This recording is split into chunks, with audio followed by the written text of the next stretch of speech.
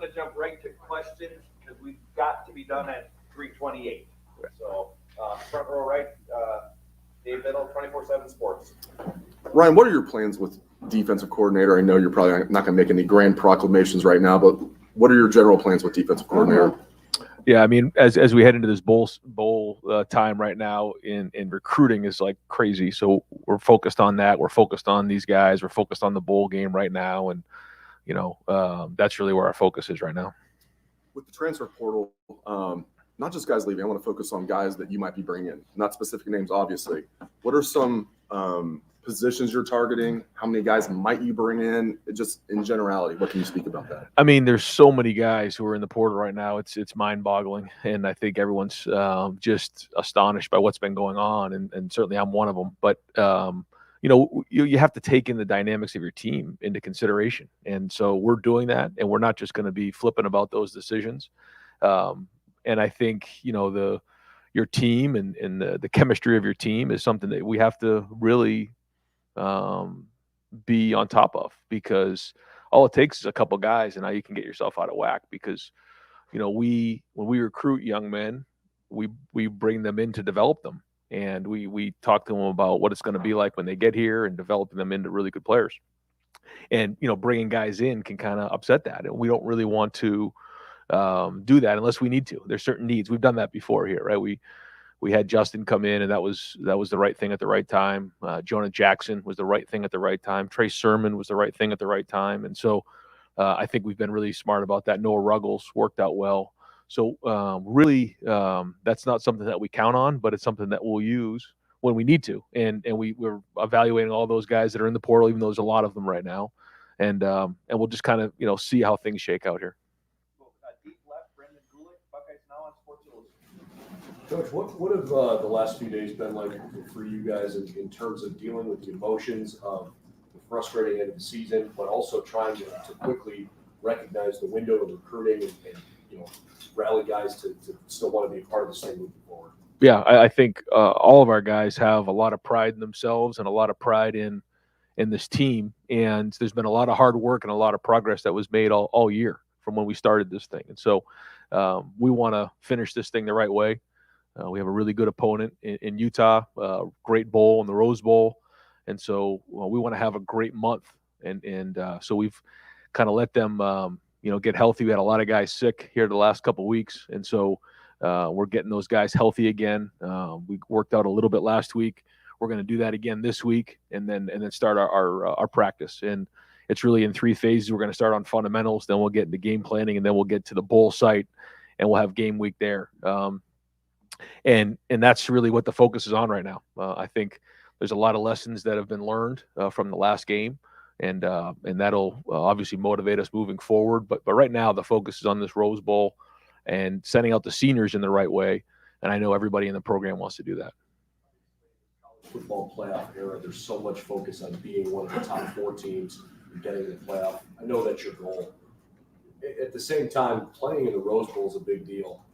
What's the tenor of the locker room right now for those guys understanding at least the opportunity they have in front of them is still a special one?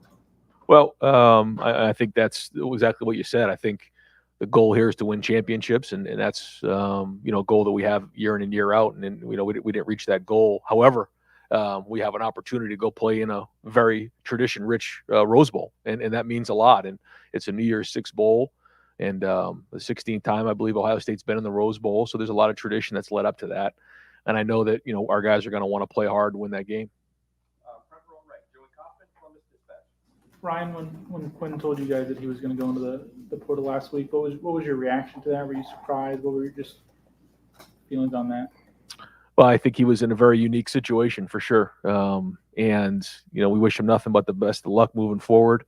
But boy, there's just a lot that's going on right now in college football with a lot of this stuff, whether it's early enrollees or the transfer portal and those type of things. And we're just going to do the best we can to try to adapt as time moves on. But we certainly wish him nothing but the best of luck.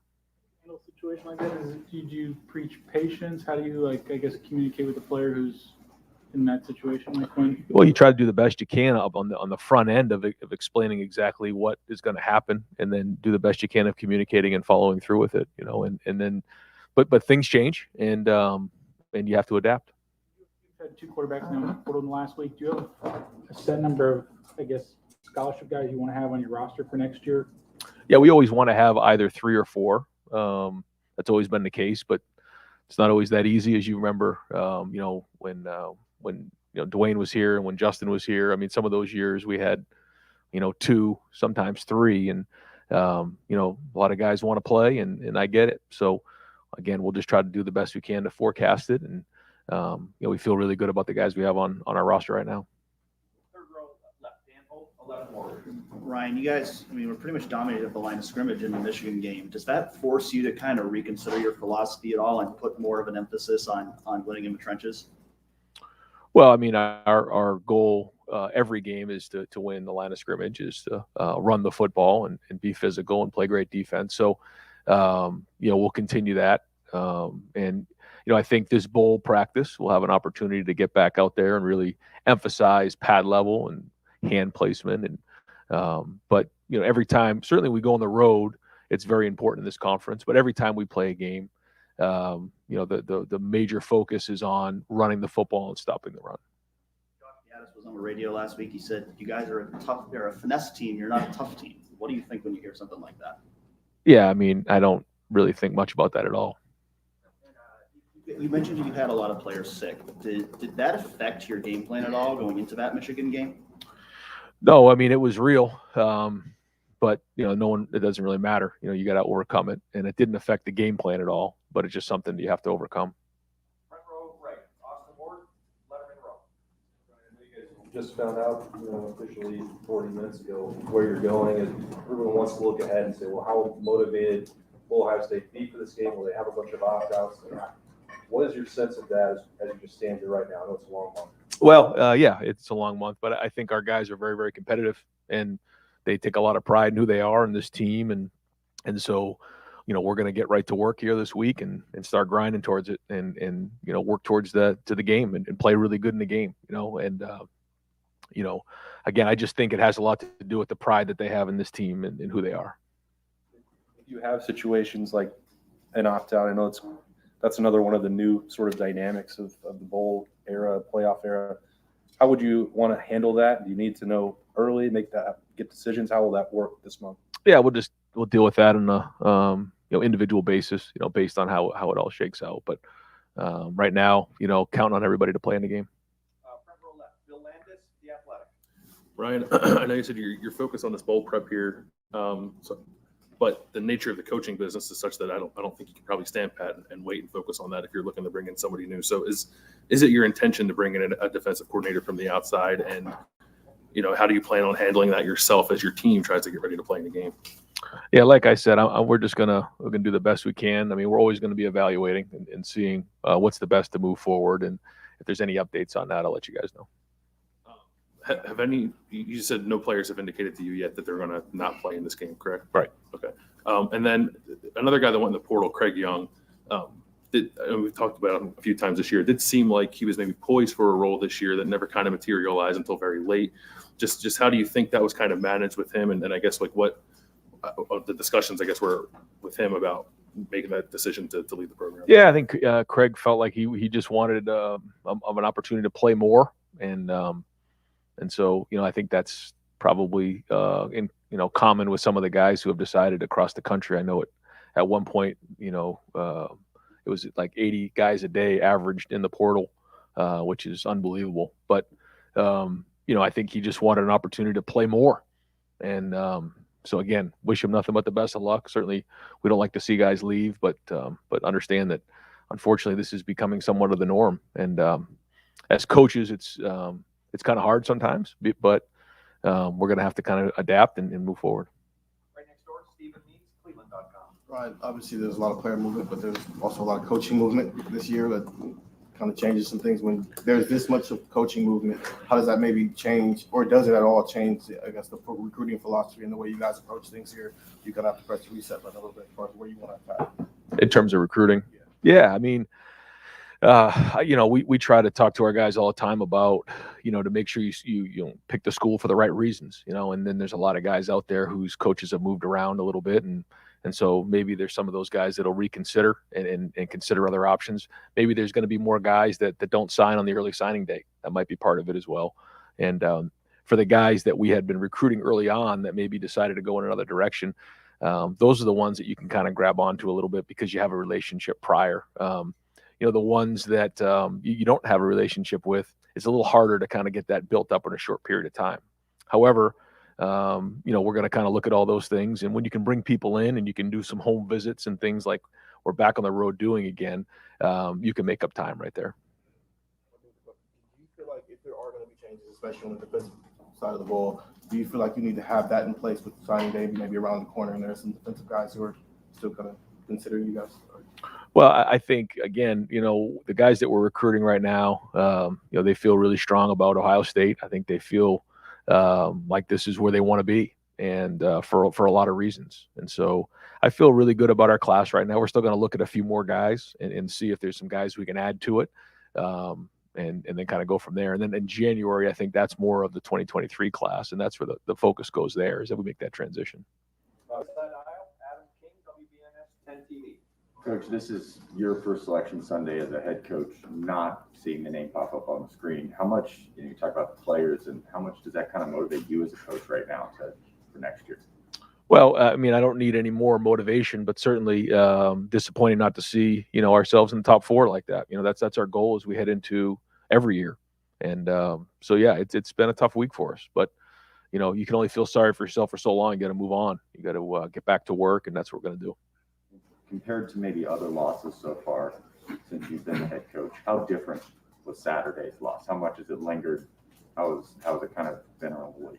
Yeah, it's tough. The rivalry game is the rivalry game for a reason, and it means a lot to a lot of people. So when you don't win, there's a tremendous amount of pain, and nobody knows that more than the players and the coaches here. And hard to swallow. You can't just move on after one day. It just doesn't work that way. Like I said in the post game press conference, it's going to leave a mark, and we knew that, and it's gonna hurt for a while. Right next door, Clay Hall, WSYX. Ryan, did Ewers' decision blindside you? Did he just come to the realization he wasn't going to hop over CJ, or how did he express that, if you can share? Yeah, I'd rather not get into too many of the details, but yeah, kind of caught me a little bit for sure. Yeah. A little bit off guard. And front row middle, Nathan Baird, Cleveland.com. Kind of following up on that idea, like when you started this process, you were upfront about, everyone was going in eyes wide open about how departures would happen. Has the ground shifted at all? Just because when you started that, you didn't have NIL, you didn't have immediate eligibility for the first time transfers. Does that shake it up a little bit, and will it shake up how you have to approach this going forward? Yeah, I think when you look at the landscape of college football in general over the last year, 2 years, boy, it's really changed, and it's continuing to change. And so there's just a lot of dynamics at play in all this stuff: roster management, recruiting, portal, and that's, as we move forward, just trying to navigate what that looks like on a year in and year out basis. And when you look at the numbers statistically of the people who are going into the portal and going to other schools, it's significant. And so we have to adapt, and we'll keep identifying and evaluating and figure out what's best for us. I'm sorry, go ahead. Well, you said that there were like hard lessons learned from the Michigan game. I guess just what immediately comes to your mind is like the thing that has to be corrected now with just a few weeks before the next game? Well, I think there's some things that we'll get into certainly, down the road, but just like immediately, we've got to obviously do a better job stopping the run and running the football. That's, the number one thing that you recognize. And, we weren't able to get some stops really in the second half. And, I think if we had, it would have been a different game. Fourth row middle, Pat Murphy, 24/7 Sports. Ryan, you've been asked about motivation for the Rose Bowl. I imagine Utah's press conference, there's not a lot of questions about that for them. They're excited to play Ohio State. How do you get these guys to the level of your normal game prep given that this is certainly not what you wanted, as you said? Well, I think it goes back to the leaders of the units, to the position coaches, to everybody involved with it, to understand that, you know, you play in a Rose Bowl. I mean, it matters, and it's a very, very important game. And, you know, we take a lot of pride in who we are, and that's really what it comes down to. And so, again, when your leaders are leading the way that way, and they understand how important this is, and then for the young guys, you know, this is an opportunity to catapult them into next year. And so I think, you know, everyone's hurting from the last game. This is an opportunity to kind of change that feeling a little bit. And you've talked about, you know, coaching Michigan, all these things you get to do as Ohio State's head coach. Being a head coach in the Rose Bowl, what does that mean to you? Well, it's a tradition rich bowl game, and there's so many great people that have played in that game, and certainly a ton of coaches that have coached in that game. And so it's always an honor to be a part of something like that. Third row right, Jeremy Birmingham, Letterman row. Hey, Ryan, obviously, this is the first time since you've been here that you go into this week, or last week, I guess, after a loss. I mean, how did that change the conversations on the recruiting trail? Does it change your focus and what you have to tell kids? I mean, just interested in the back and forth that comes from that. No, I think the recruits and their family have been great. I mean, they know what this is all about. They know about our culture. They understand, you know, what a great program we have, and they love it, and they love everything about it. And so, you know, there are teams across the country who will win and lose games, and they, you know, kind of move on. Here at Ohio State, when you lose a game like that, it hurts for a while. And so I think they want to play in a program where games like that matter, and they're playing for everything. The consequences are high. That's just the way that, you know, it is here at Ohio State. I think that they can recognize that. They understand that. I think that's one of the biggest things that attracts a lot of these guys to come into to be a Buckeye. Are you able to turn, and not to turn the loss into a silver lining, but you haven't had that extra week of recruiting in 5 years. Right. I mean, is that something that you guys think can be a benefit to you now that even though you have to do it in a loss? Yeah, I certainly don't want to be on the road that week, but it does allow us more time to get out there and be around some of the families. And being 2 years since we really, you know, I've been on the road, and these, you know, guys have been on the road. It's hard. You know, it hasn't been easy. So, you know, we're continually working towards, you know, building those relationships, getting back into high schools, and it's amazing how long it's been. And so it's good to get back out there and see these people. Second row left, Steve Hellwagen, 24/7 Sports. Yeah, Coach, I presume the handwriting was on the wall with the Rose Bowl. And did you watch the game Friday night? And they did a number on Oregon for the second time in 2 weeks. Just what do you see with Utah? It looks like they're a hard physical team that's going to come to play. Yeah, I did not see the game, and I have not really watched much film on them. But I know Coach Whittingham's a very, very good coach, and like you said, you know, known for being strong and being powerful in the run game and playing really good defense. So looking forward to getting on the film and seeing where we go. You touched on the portal a little bit. Just watching your team play this year, you tried to benefit yourself with EA, Mate Ote this past year, and the kid who went to Alabama as well. You guys are kind of messing with him a little bit. Do you see, would that be a glaring need for you to find somebody, an experienced linebacker who could come in and participate right away if you were to dip your toe into the portal?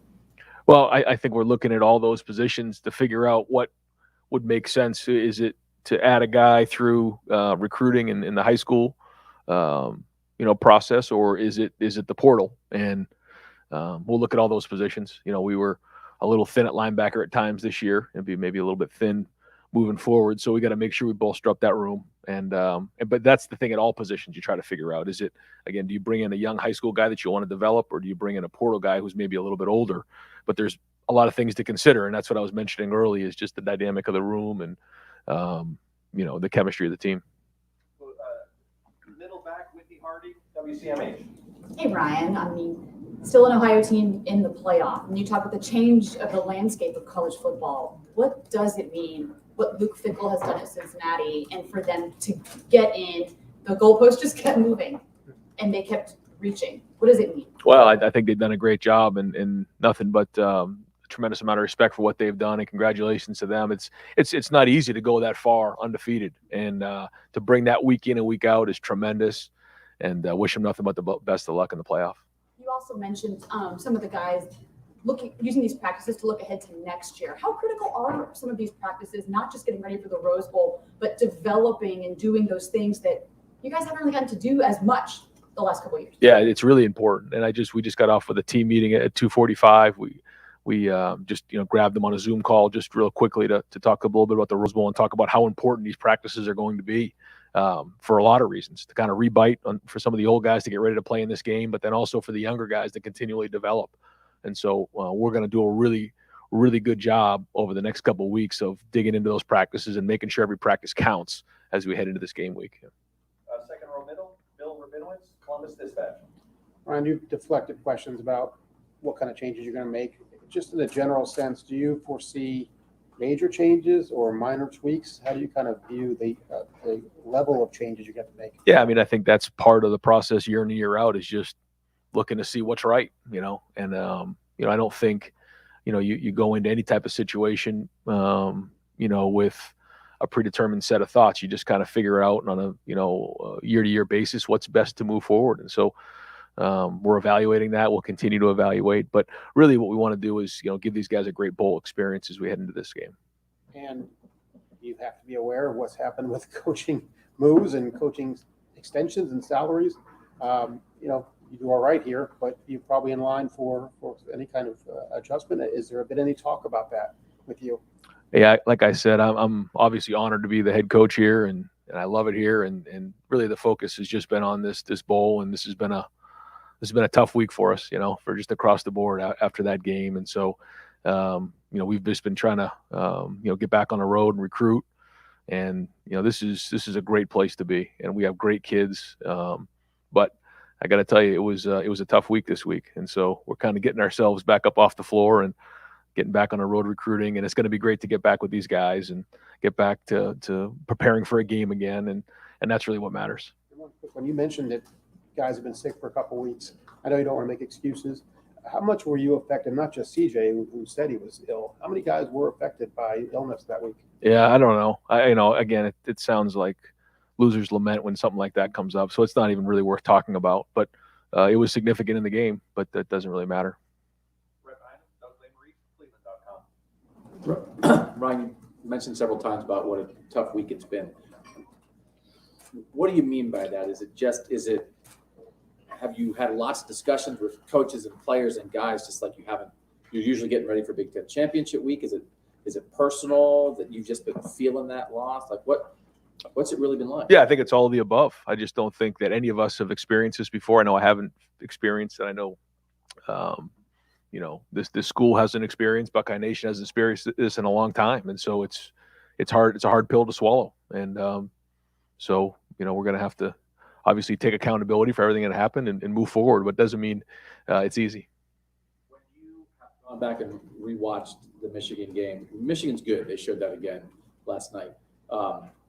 Do you see, hey, they got us on some stuff, they're good? Or do you see things where it's like, man, we got some issues we got to address? Like, what was the balance of, as you watched what happened, trying to figure out why it happened? Well, I think it's a little bit of both. I think they have very, very good players, and they did a good job in the game. But I also think there were some things in that game that we could have done a lot better. I think it's a combination of the two things. And I think there was a time there in the third quarter there where if we had done some different things, we had a chance to really win the game, and just got away from us. And so, again, now we got to own it. Did you watch the Big Ten Championship game? No. We'll go far left. Mark Snyder, Press Pros. Right. Do you know Kyle Whittingham at all, or anything about his system? He's been there for a long, long time. Yeah, he took over for Coach Meyer and has been there ever since. And what a tremendous feat that is in and of itself in today's day and age, to be somewhere that long. And but he's won a lot of games there. And I've met him several times. A real gentleman, real professional, and a very good coach. And somebody made a comment, one of the TV people, about Utah's one team that really would have a say in a playoff expansion. If you could talk to the committee, what would your feelings be about expansion, or keeping it the way it is, or going full-blown 12? There's so many things and ripple effects and different things that come up with this that it's hard for me just to make a comment. I think it's easy for people just to say things, but there's a lot of ripple effects that happen if you decide to do this. What I've always felt like is if you win your conference, certainly if you win the Big Ten Conference, then you deserve to be in the playoff. We didn't do that this year, and so we don't deserve to be in the playoff. But I do think that that's the way it should be. What that means, how that is, I'll leave that up to the experts. It sounds exciting to me, but I know that there's a lot more to it than just saying, let's just go to a playoff. Go here to the far right, got time for just a few more. Don Sperry, WBNS 10 TV. Ryan, you had said this was not the goal, but you think you'll have your guys at the Rose Bowl. Just what's those conversations been like, and would it surprise you if some guys opted out? I don't know. I know that they have, again, a lot of pride in themselves, a lot of pride in this team, and we put a lot of work in. We've made a lot of progress this year, and so to finish it out that way, I know is not how they're going to want to do that. But we'll have conversations with those guys and try to figure it out on an individual basis. You haven't talked much through the season about CJ, but the Heisman's coming up. Just what's your statement on him, I guess, for the Lumen? Yeah, I mean, I think his play speaks for itself, and what he did this year, I think he really grew. And the way he played kind of midway through the year and towards the end was very, very good. We didn't win the last game, obviously, but there were some games that he was only in there for the first half of some of those. So maybe his numbers would have been even higher if he had played in all those games. But I thought he really played well, and I think he deserves to be in New York. Last thing, as a guy on the front lines dealing with the portal, the Quinn Ewers situation was different from anything we'd ever seen. He gave up his last year to come here. And I don't know, you could say it was a loophole or whatever. Do you think going forward with the NIL and stuff that there need to be changes and these kind of things need to be addressed? I just think that there's been so many changes so fast that we need to take a deep breath and figure out what the consequences are for all of these decisions before we make more changes. There's just been so many things that have happened in college football here, and I think we're still trying to sort through what that all means. And it's going to probably be a little while before we sort through it all. We're going to see some different things come our way, and we're going to have to try to do the best we can to adapt to it. So it's hard for me to say because I don't even think we know all the consequences of everything that's happened. And we're just going to have to do the best we can to communicate it, identify what those things are, and try to make it, great for Ohio State. And final questions, third row right, Tim May, 11th row. Oh, thanks, Jared. I was going to ask you, Ryan, do you feel sometimes like you're sitting in the middle of a tornado and it's going around you and stuff? I mean, and especially with the tens of millions of dollars in coaches' contracts now, assistant coaches moving, the NIL and everything else. I mean, are you worried about the long-term future of college football, at least the way people enjoy it, or at least what they're used to? I mean, that's a great question.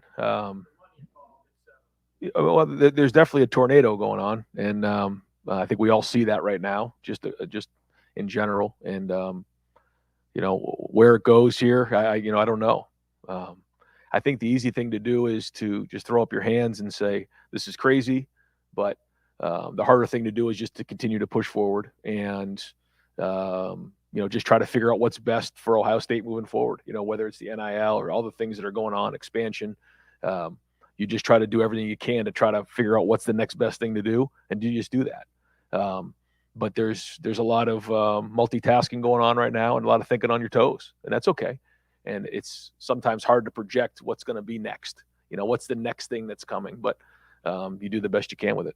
One other thing, I think the talking point between now and Rose Bowl is going to be the blueprint is out there about how to beat this Ohio State team. This modern Ohio State team is run the ball down their throat and stop the run. A lot of what you talked about after the Michigan game, a little bit after the Oregon game and stuff. Do you use that to obviously use as motivation, but how do you challenge your team about what is on video out there right now and how to change it? Well, I think the first thing is, we can do it. We're capable of doing it. We played against some really good rushing teams. You saw what, happened in the Michigan State game. Walker was one of the Heisman Trophy candidates leading into that game, and they really played well in that game. So it's not like we're not capable of doing it. We are. And we've played many games where we've run the ball really well, and we've played in games where we've stopped the run really well.